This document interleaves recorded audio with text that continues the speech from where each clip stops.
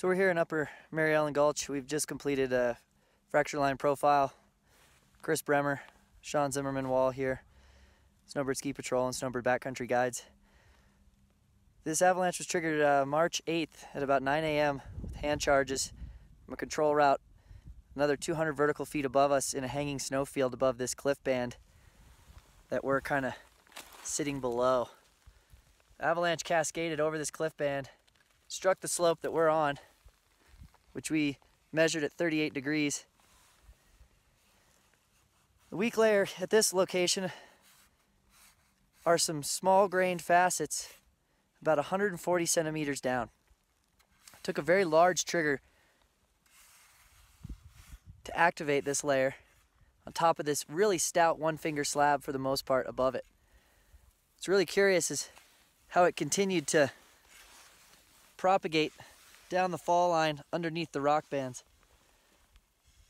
getting into deeper, weaker layers as it went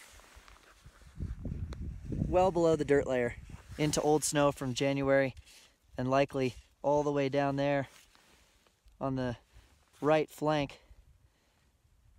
You can see it's approximately 8 to 9 feet deep, running all the way down the drainage for a couple thousand vertical, with debris stacked up on the various benches 3 to 6 meters deep. Again, it was a really large load that triggered this, like a huge ocean wave crashing down from above. But we're gonna investigate a little bit more of the crown where we can. The slope and bed surface is very slick, and we've got some warming going on here on this northeast aspect, just below 11,000, just above 11,000 feet. So we're gonna move on and get some more info.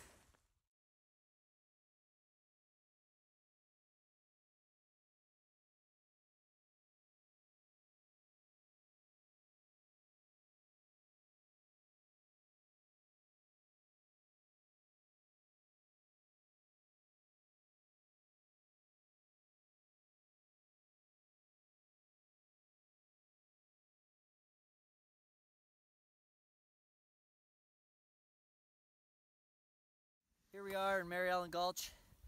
Now we're at about 9,700 feet, in the middle of this debris field from this large avalanche triggered yesterday up on Silver Creek Peak with a hand charge. Pulled out a 2 foot wide, or 2 foot deep, 150 foot wide slab, and it cascaded over the rock band behind me. And you can see where it struck the slope below, propagated a fracture all the way down. Average depth is between 150 and 180 centimeters, with the deepest being about 275 centimeters. Down here in this debris field, in this gully system, we've been probing.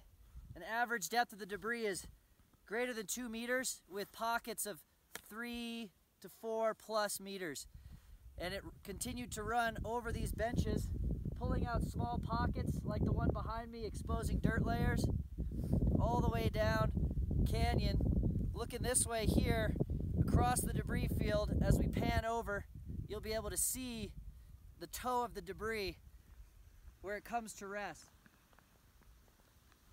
What's really amazing is how long and far this ran on pretty gentle terrain. And you can see it covered over some old ski tracks. And this is one of the larger avalanches we've seen here in this drainage in our time exploring it.